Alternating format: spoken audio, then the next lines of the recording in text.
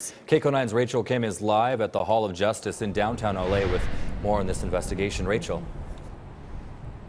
Yeah, Chris and Susie, during a news conference this morning, Sheriff Alex Villanueva said that Tiger Woods and his representatives gave them permission to reveal details about the crash.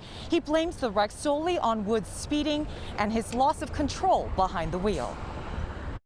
7 weeks after the accident that left golf legend Tiger Woods seriously injured, the Los Angeles County Sheriff's Department released their findings about what caused it: excessive speed and the inability to negotiate the curve in the roadway. Estimated speeds at the first area of impact were 84 to 87 miles per hour, and the final estimated speed when the vehicle struck the tree was 75 miles per hour.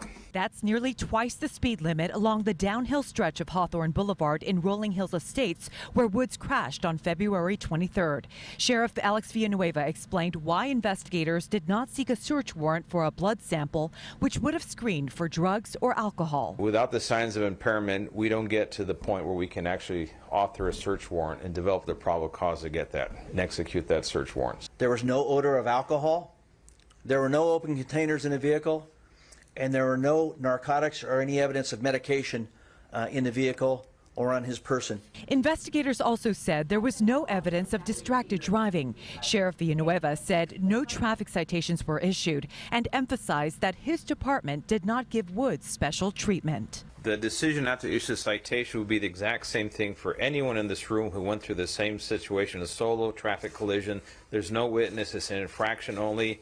And we're not going to issue a citation on an infraction not committed in a peace officer's presence or independent witnesses, period. Totally run-of-the-mill findings, the same findings you'd find in thousands and thousands of other reports that don't get publicly revealed. Gregory Brenner is a Los Angeles criminal defense attorney who says the Sheriff's Department's findings aren't surprising and are pretty straightforward. There's going to always be interest when it's Tiger Woods, and also what adds to that, he was involved in another situation involving a car, and at that time there was questions about was he impaired. This was just somebody who was speeding, who shouldn't have been speeding, but it just had nothing to do with alcohol. So, there's no smoke, there's no fire.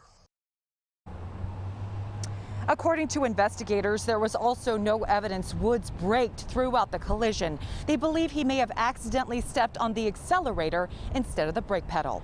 Reporting live in downtown LA, Rachel Kim, KCAL 9 News. All right, Rachel, thank you very much. And Woods releasing this statement, which reads in part, "I am so grateful to both of the Good Samaritans who came to assist me and called 911. I will continue to focus on my recovery and family and thank everyone for the overwhelming support and encouragement I've received throughout this very difficult time." All right, Susie, let's talk